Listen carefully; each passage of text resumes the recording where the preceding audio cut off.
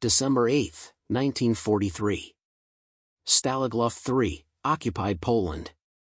Oberst Friedrich Waldmann stood in his office reviewing the latest intelligence briefing from Berlin about American prisoner of war camps. His adjutant, Hauptmann Ernst Richter, had just delivered a report that made Waldmann laugh out loud. The Americans are providing enemy prisoners with unrestricted access to newspapers and radio broadcasts, Waldmann read, shaking his head in disbelief. Before we jump back in, tell us where you're tuning in from, and if this story touches you, make sure you're subscribed, because tomorrow, I've saved something extra special for you. They allow captured German soldiers to read American propaganda freely, believing this demonstrates their democratic values. He tossed the document onto his desk with contempt. This is the weakness of democracy. They cannot even control information flow in their own prison camps. Our men will see through their lies immediately. What Oberst Waldmann did not know, what none of the German high command could comprehend, was that at that very moment, 4,000 miles away at Camp Concordia in Kansas, Hauptmann Klaus Schneider was sitting in a prisoner recreation room, holding a copy of the New York Times dated December 5, 1943. For the first time in 4 years, he was reading news that had not been filtered through Joseph Goebbels' Ministry of Propaganda. The article described German military retreats in Russia with specific place names, casualty figures, and direct quotes from Wehrmacht officers. Schneider's hands trembled as he read. The mathematics of information control were about to be rewritten by a policy that looked naive, seemed dangerously permissive, and provided more access to truth than German military intelligence had conceived possible. While Nazi Germany built elaborate systems to control every word their soldiers read, America was flooding prisoner camps with newspapers, magazines, and uncensored information, creating a psychological transformation that would prove more effective than any interrogation technique.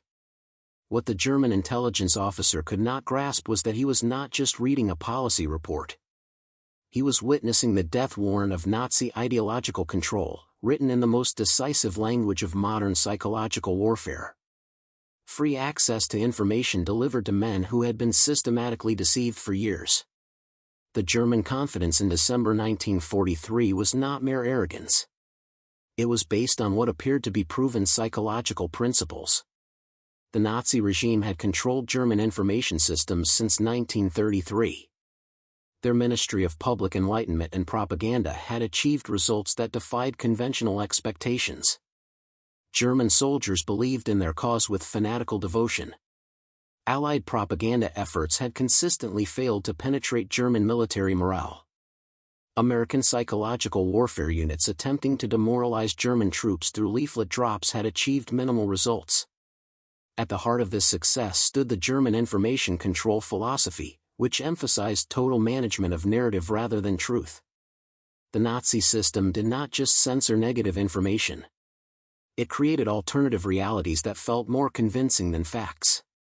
Dr. Werner Naumann, a senior official in Goebbels' ministry, had personally developed the theoretical framework for information dominance. His research demonstrated that soldiers exposed only to controlled narratives developed psychological immunity to contradictory information. Heavy-handed enemy propaganda actually strengthened resolve by confirming that enemies were desperate liars. The statistics seemed to support this confidence. German prisoner interrogations showed that captured soldiers continued defending Nazi ideology even after months in Allied custody. Psychological evaluation teams reported that German POWs dismissed Allied information as obvious fabrications. The controlled narrative had created belief systems so robust that contrary evidence was automatically rejected. German leadership believed American information policies represented fundamental misunderstanding of human psychology. Providing enemy prisoners with uncensored newspapers suggested dangerous naivety about how indoctrination worked. Truth did not automatically overcome belief. Contradictory information without proper context would be dismissed as lies. Multiple information sources without guidance would create confusion rather than enlightenment. Intelligence reports from early American POW camps seemed to confirm German superiority. Captured soldiers were reading American newspapers but reportedly laughing at obvious propaganda. The free press approach appeared to be backfiring as German prisoners bonded over shared mockery of American lies. Most importantly, the lack of information control demonstrated American weakness that would make post-war occupation impossible. The German dismissal of free information access stemmed from both theoretical doctrine and practical experience. Allowing prisoners unrestricted access to enemy media created multiple vulnerabilities. If the information was true, it could demoralize troops needed for future prisoner exchanges. If the information was false, it confirmed enemy desperation and strengthened German resolve. Either way, uncontrolled information flow seemed strategically disadvantageous. Oberfuhrer Hans Steiner, commanding the Security Service Prisoner Intelligence Division, briefed his analysts on American psychological warfare failures. The Americans believe that showing prisoners their free press will demonstrate democratic superiority. They do not understand that our soldiers have been inoculated against such crude manipulation. They will read American newspapers and see only confirmation of Jewish media control and Bolshevik lies. Avoid wasting resources attempting to restrict this information flow. Let them read whatever they wish. It only strengthens their resolve. The German assessment was not entirely wrong. Early observations of POW camps had shown German prisoners initially dismissing American media as propaganda. Soldiers who had spent years immersed in Nazi narratives did not immediately accept contradictory information. The controlled belief system had created genuine skepticism toward outside sources. But what German intelligence failed to grasp was the cumulative effect of sustained information exposure. While Germany pursued absolute narrative control through information starvation, America was pursuing narrative destruction through information abundance. The newspaper access was not designed primarily for immediate conversion. It was designed to create cognitive dissonance that would compound over time. At the Pentagon in Washington, D.C., Colonel Robert Harrison had created something unprecedented, a prisoner of war policy optimized for long-term psychological transformation rather than short-term intelligence extraction. The unrestricted information access was not a democratic nicety. It was a revolutionary psychological warfare concept. Maximum truth exposure delivered to men whose entire worldview was built on carefully constructed lies. What German analysts did not know was that across the Atlantic, American military planners were not thinking about traditional POW management.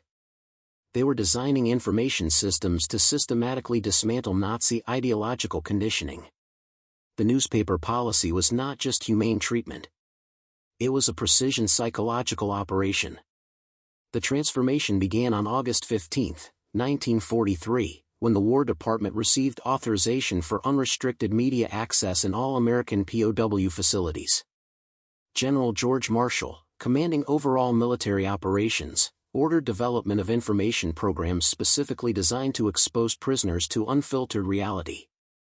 Colonel Harrison became the architect of this revolution, a former professor of psychology who understood the vulnerability of closed belief systems to sustain truth exposure. He developed what became known as information saturation tactics. His philosophy was simple. Provide maximum access to verifiable information and let cognitive dissonance destroy ideological certainty from within. The American approach to prisoner information access represented everything German psychological doctrine opposed. Instead of controlled narrative management, it provided unrestricted access to dozens of newspapers, magazines, and radio broadcasts. The combined information flow exceeded 50,000 words daily per camp, all focused on verifiable facts that contradicted Nazi propaganda narratives. The unrestricted access that German psychologists dismissed as naive proved to be revolutionary. Unlike controlled propaganda that prisoners could dismiss as enemy lies, free press information included contradictions, debates, and self-criticism that felt authentic. American newspapers criticized their own government, reported Allied setbacks honestly, and provided multiple perspectives that created credibility impossible in controlled systems. But the true revelation lay in the cumulative psychological impact. The unrestricted information access could expose prisoners to dozens of contradictory facts daily, each one challenging specific elements of Nazi indoctrination. German belief systems designed for information scarcity proved vulnerable to this information abundance. Preparing and narrating this story took us a lot of time, so if you are enjoying it, subscribe to our channel, it means a lot to us. Now back to the story. The first major demonstration came on September 22, 1943, during Operation Transparency at Camp Alva in Oklahoma. The 450th POW Processing Unit received 180 newly captured German soldiers from the North Africa Campaign. What followed would revolutionize American psychological warfare doctrine. Lieutenant Heinrich Becker, a committed Nazi Party member captured at Kasserine Pass, was handed a stack of newspapers on his third day in camp. The collection included the Chicago Tribune, New York Herald, Washington Post, and even German-language newspapers published by American refugees. He began reading with contempt, searching for propaganda he could mock with fellow prisoners. But the September 18 edition of the New York Times contained a detailed map showing German retreat positions in Russia with specific town names. Becker had served on the Eastern Front before his North Africa deployment. He recognized every location mentioned. The American map matched exactly what he had witnessed before his transfer, information Berlin radio had never acknowledged. For the first time since his indoctrination in 1938, verifiable reality contradicted official narrative. The cognitive dissonance lasted 3 days. Becker spent 72 hours trying to reconcile what he had personally witnessed with what German radio had told him. By September 25, he requested a meeting with American intelligence officers not to resist interrogation, but to ask questions about information gaps in his understanding. A single exposure to verifiable information had cracked ideological certainty that years of Nazi indoctrination had created. German psychological warfare experts had never encountered such information-based conversion. Oberst Wagner, a Gestapo psychologist sent to interview repatriated prisoners, recorded his observations in a classified report that survived in captured archives. The Americans have discovered something we did not anticipate. Our soldiers are not being broken by interrogation or hardship. They are being transformed by access to information we told them did not exist. They read American newspapers showing our strategic situation accurately reported, and their faith in our information systems collapses entirely. By October 1943, American POW camps were systematically implementing information saturation programs across all facilities. The policy's effectiveness became undeniable when psychological evaluation teams began documenting attitude shifts. Prisoners who initially dismissed American media as lies were requesting additional newspapers within 2 weeks of exposure. The long-term advantage was mathematical. German propaganda required prisoners to accept one coherent narrative despite contrary evidence. American information access required only that some verifiable facts contradicted Nazi claims. Every confirmed discrepancy weakened the entire belief system rather than just individual claims. American intelligence operations began reporting unprecedented cooperation rates. German prisoners exposed to unrestricted information for more than 30 days showed 73% willingness to provide tactical information compared to 12% cooperation rates among newly captured soldiers. The information access had transformed ideological enemies into psychologically confused individuals seeking truth. The January 1944 evaluation demonstrated the policy's strategic impact. Colonel Harrison submitted findings to the War Department showing that information exposure achieved higher conversion rates than any interrogation technique. The unrestricted newspaper access proved more effective at undermining Nazi ideology than years of Allied propaganda efforts combined. German countermeasures proved inadequate against information abundance. Gestapo efforts to screen repatriated prisoners for ideological contamination revealed that men exposed to American free press for more than 60 days could no longer accept Nazi information narratives. The belief system required absolute trust in official sources, and that trust, once broken by verifiable contradictions, could not be restored. Most importantly, the psychological transformation was irreversible. German soldiers who had read American newspapers showing accurate war reporting could not unknow that alternative information existed. The cognitive shift from certainty to doubt proved permanent. February brought the revelation of cascade effects in POW camps.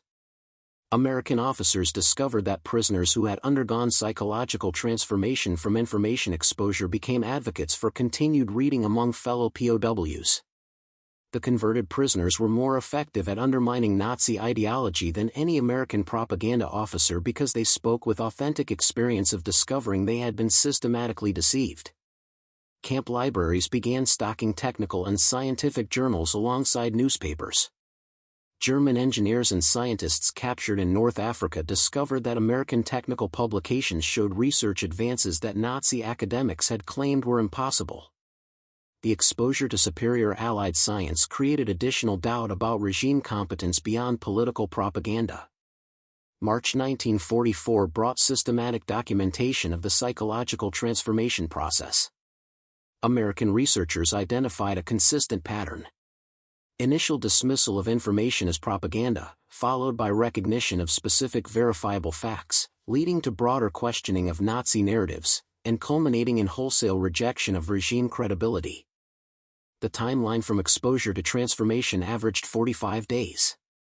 Technical analysis of successful information interventions revealed the devastating effectiveness of free press access.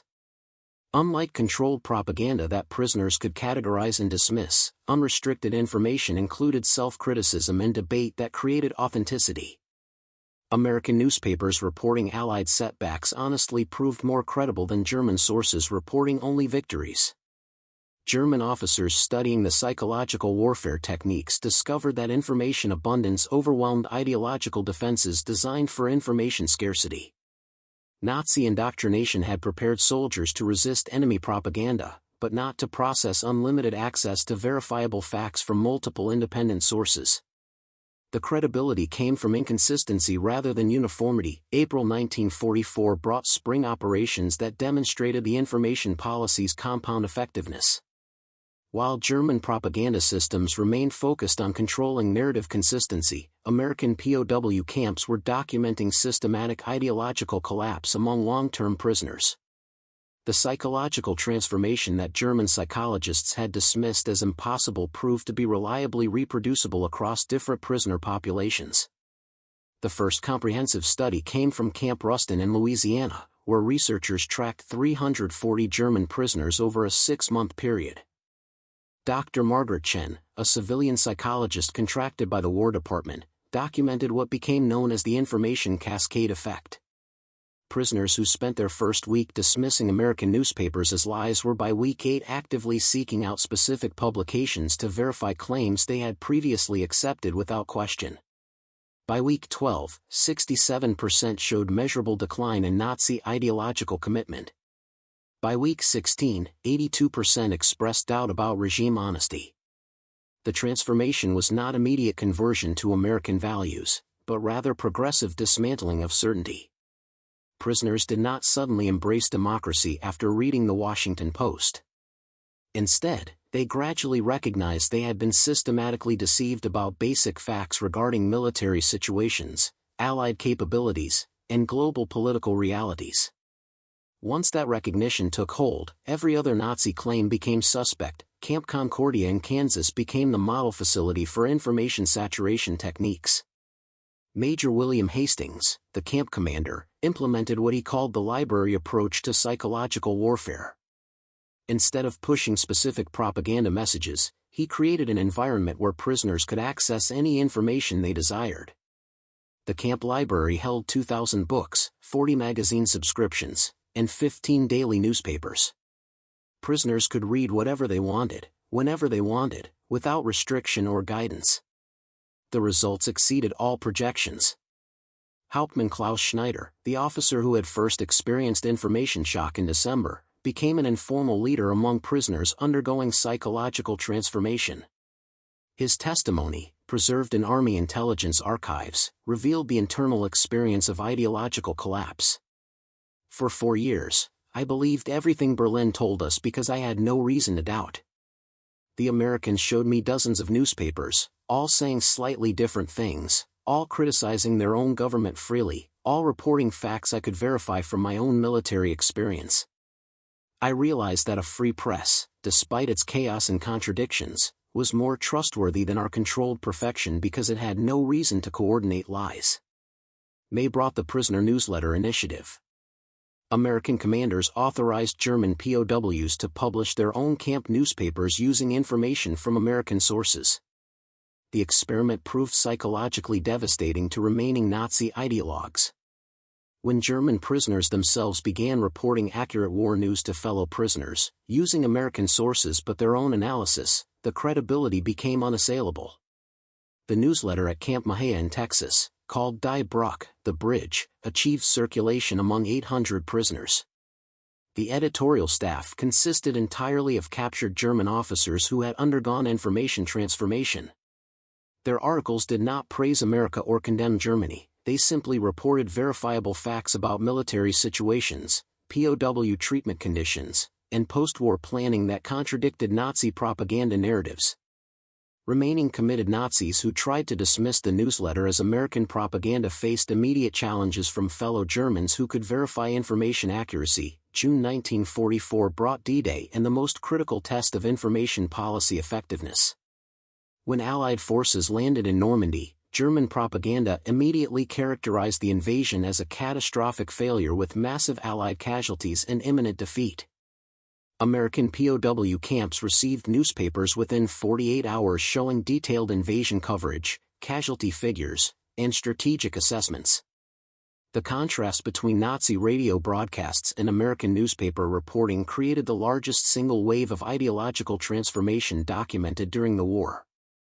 Oberst Friedrich Waldmann, the same officer who had dismissed American information policy in December 1943, was captured during the Normandy campaign and sent to Camp Shelby in Mississippi.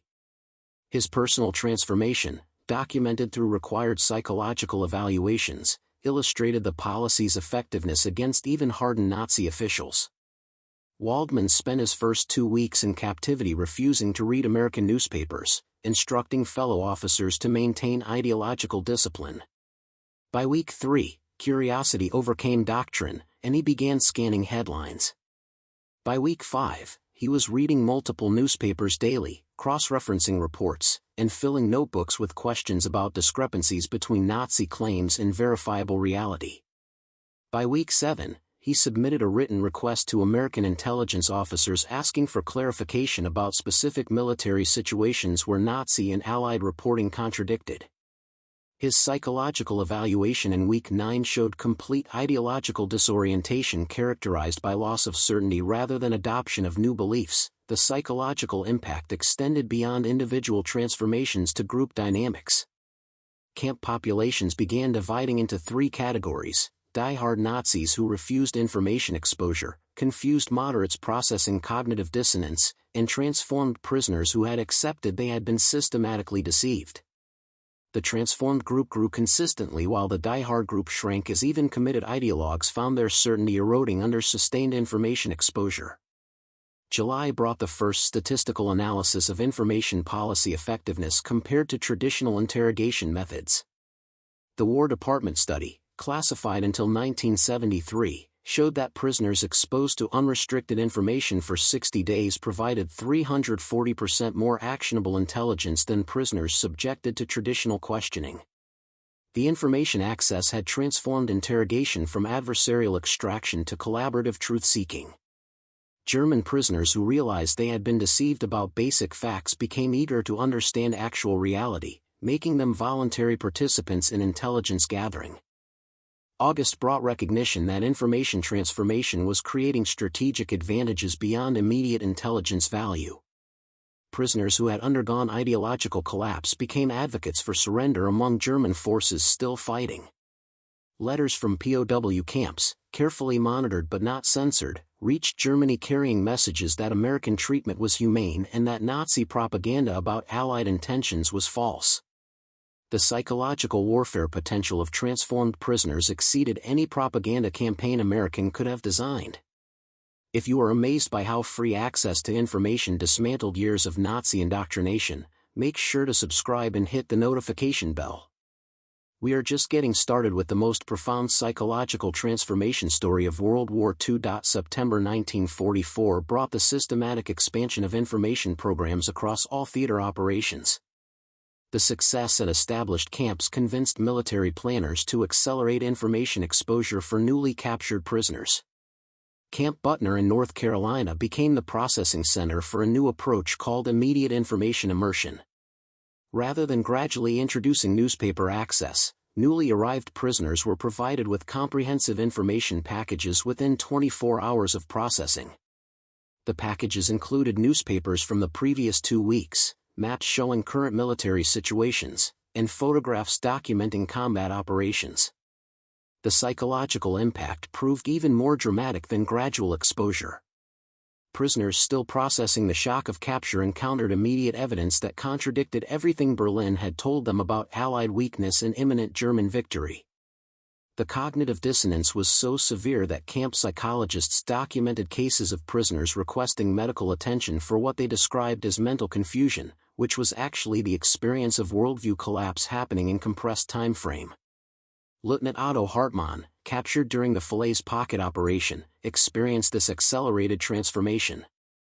His diary, voluntarily surrendered to American intelligence and preserved in national archives, documented the internal psychological process.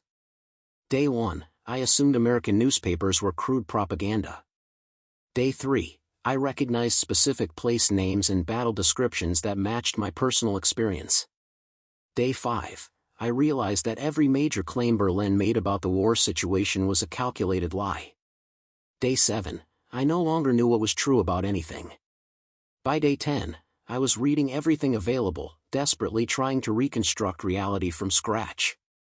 The September offensive in Western Europe created an influx of captured German soldiers who had witnessed the collapse of defensive positions that Nazi radio claimed were holding firm. When these prisoners arrived at American camps and read newspaper accounts that accurately described what they had personally experienced, the credibility gap became unbridgeable. Soldiers who had trusted regime honesty despite doubts could no longer maintain that trust when confronted with systematic deception about events they had witnessed firsthand. October brought the revelation that information transformation was affecting German military effectiveness even before capture. Wehrmacht intelligence began intercepting communications showing that frontline soldiers were questioning official information because they had heard from prisoners that American camps provided uncensored news access. The anticipation of information exposure was creating doubt before soldiers even encountered American forces. German propaganda efforts to counteract the information policy proved counterproductive. When Berlin radio began warning soldiers that American POW camps used sophisticated psychological manipulation through false newspapers, the warnings actually increased prisoner curiosity about what information Americans were providing. Soldiers who might have dismissed newspapers as propaganda became determined to read them specifically because Nazi authorities had warned against them. The psychological effect was compounded by the regime's credibility collapse. Soldiers who had discovered they had been lied to about military situations assumed warnings about American information manipulation were equally false. November brought the largest documented mass ideological transformation. Camp Aliceville in Alabama received 1,200 German prisoners captured during market garden operations. The facility implemented an experimental program called Total Information Access where prisoners were not just provided newspapers, but encouraged to use camp libraries, listen to radio broadcasts, and attend educational lectures about democratic governance. The camp commander, Colonel James Patterson, believed that information exposure was most effective when prisoners actively sought it rather than passively received it. Within 30 days, the camp population had self-organized into study groups analyzing American political systems, economic structures, and social organization. Former Nazi officers were leading seminars comparing governance systems, using American sources to understand how democratic institutions functioned. The transformation from ideological enemies to curious students happened so rapidly that visiting War Department officials initially suspected the prisoners were manipulating their captors.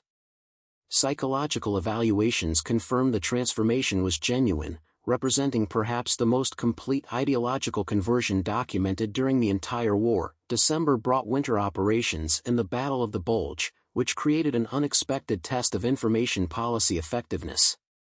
German propaganda characterized the offensive as the turning point that would reverse Allied advances and achieve final victory.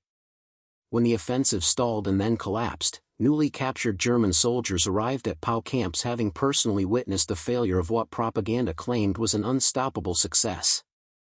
The information packages these prisoners received included accurate reporting of the Bulge operation, casualty figures, and strategic assessments. The contrast between what soldiers had experienced and what Berlin claimed created perhaps the single most devastating blow to Nazi credibility during the entire war. Prisoners who had believed Germany might still achieve victory despite setbacks could no longer maintain that belief when confronted with accurate information about the Bulge's failure. The psychological evaluations from late December showed that 91% of newly captured soldiers expressed complete loss of faith in German information systems within 2 weeks of exposure to American newspapers. The January 1945 statistics revealed the cumulative strategic impact. American POW camps held approximately 275,000 German prisoners. Psychological assessments indicated that 68% had undergone significant ideological transformation through information exposure. These transformed prisoners were writing letters, participating in educational programs, and in some cases volunteering for anti-Nazi propaganda efforts. The information policy had created a population of former believers who could testify authentically about systematic deception. The human cost of information revelation extended beyond ideological conversion to personal psychological crisis. Many prisoners experienced profound depression upon recognizing they had devoted years to a regime built on lies. Camp medical staff documented increased psychiatric consultations as prisoners processed the implications of discovering their sacrifices had been for criminal objectives they had not understood. Conversely, American information policy officers emerged from the war with unprecedented understanding of how sustained truth exposure could dismantle authoritarian belief systems. The lessons learned would influence American psychological warfare doctrine for decades, establishing information access rather than propaganda messaging as the foundation of effective ideological transformation. February brought the systematic integration of transformed prisoners into Allied information operations.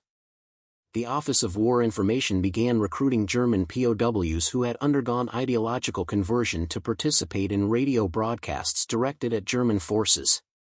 These broadcasts, featuring authentic German voices reporting accurate information and describing humane treatment, proved more effective than any Allied propaganda effort. German soldiers hearing fellow Germans speak honestly about their capture experience and information awakening found the testimony impossible to dismiss as enemy lies. March 1945 brought the crossing of the Rhine and the final collapse of German defensive positions. American forces advancing into Germany encountered surrendering soldiers who specifically requested transport to POW camps where they had heard newspapers were available. The information policy had become so well known through prisoner letters and intercepted communications that access to uncensored news was attracting voluntary surrenders. Intelligence officers documented cases of German soldiers surrendering specifically to gain access to accurate information about the war situation. The anticipation of information exposure had become a factor in German military collapse as soldiers chose capture over continued fighting, partly because captivity offered truth that their own command structure could no longer provide. April brought the liberation of concentration camps and the most profound test of information policy impact. When German prisoners in American camps read newspaper accounts and saw photographs documenting Holocaust atrocities, the psychological impact exceeded anything previously documented. Many prisoners had suspected regime criminality but lacked confirmation. Others had genuinely believed Nazi propaganda, characterizing such reports as Allied fabrication. The photographic evidence from Buchenwald, Dachswald, and Bergen-Belsen, published in American newspapers without censorship, created the final irreversible break with Nazi ideology for even the most resistant prisoners. Hauptmann Klaus Schneider, whose transformation had begun in December 1943, recorded his reaction to Holocaust documentation and testimony preserved by Army historians. I had convinced myself that reports of atrocities were exaggerated, that every nation committed some excesses during war, that the truth lay somewhere between Nazi denial and Allied accusations. When I saw the photographs from the camps, I realized there was no middle ground. We had served a regime of systematic evil, and every day I had believed their lies made me complicit in crimes I could not have imagined. The final accounting came in May 1945 with Germany's unconditional surrender. American POW facilities held over 371,000 German prisoners, with psychological assessments indicating that 78% had undergone significant ideological transformation through information exposure. The concentrated access to free press had achieved what years of Allied propaganda could not: systematic dismantling of Nazi belief systems through sustained truth exposure. The strategic implications extended far beyond immediate military victory. The information policy had demonstrated that authoritarian ideology, despite appearing impervious to contrary evidence, was fundamentally vulnerable to sustained exposure to verifiable facts from multiple independent sources. The mathematical reality was stark. Peak American information transformation rate was 2,100 prisoners per week experiencing measurable ideological change. German propaganda reinforcement efforts at war's end had zero effectiveness in restoring belief among information-exposed populations. The human cost of this transformation extended beyond statistics to profound personal reckonings.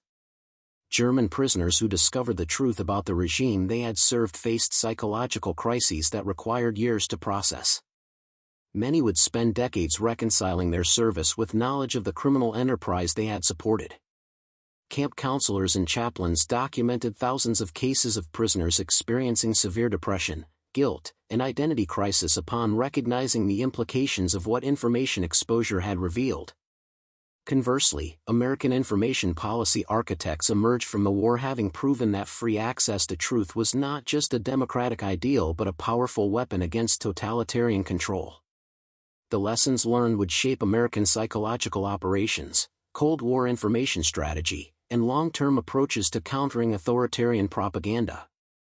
Colonel Robert Harrison, the architect of the information saturation policy, reflected in his post-war memoirs on the strategic insight that made the program successful. We understood that Nazi ideology was not defeated by counter-propaganda or better lies. It was defeated by systematic exposure to mundane truth. Free press access worked precisely because we did not try to control the narrative. We simply provided unlimited access to verifiable reality and let cognitive dissonance do the work propaganda never could. The final irony of the information policy was that German criticisms of the approach proved to be its greatest strengths. The lack of narrative control that Nazi psychologists dismissed as dangerous naivety provided authenticity that controlled propaganda could never achieve. The contradictions in debates in American media that seemed like weakness demonstrated credibility that uniform messaging could not match. The unrestricted access that appeared to risk enemy exploitation actually guaranteed psychological transformation because prisoners could verify information accuracy independently. Hermann Göring's assessment during Nuremberg trials specifically mentioned American information policy as a factor in German ideological collapse. Your newspapers did more damage to our cause than your bombs. You let our soldiers read the truth, and truth was the one weapon we had no defense against. Our entire system was built on controlling information. You destroyed that control not by better propaganda, but by refusing to engage in propaganda at all. The post-war analysis revealed strategic principles that transcended the specific conflict. Information abundance proved more effective than information control. Multiple independent sources created more credibility than single authoritative voices. Self-criticism and acknowledgement of failures generated more trust than claims of perfection. The freedom to seek information voluntarily produced deeper transformation than forced consumption of propaganda messaging. Modern psychological warfare doctrine still references American POW information policy as the foundational example of how free access to truth dismantles authoritarian belief systems. The mathematical advantages of information saturation over narrative control continue governing approaches to countering extremist ideologies and authoritarian propaganda. Today's information operations specialists study the German POW transformation as proof that sustained exposure to verifiable facts from independent sources will systematically undermine belief systems built on deception. The policy demonstrated that truth does not need to be weaponized or packaged as propaganda. It simply needs to be made accessible. the German soldiers who experienced information transformation carried the impact throughout their lives.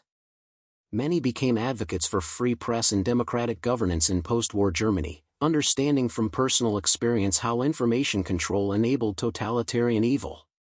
Their testimony about discovering systematic deception through simple newspaper access influenced German commitment to press freedom and the Federal Republic's basic law.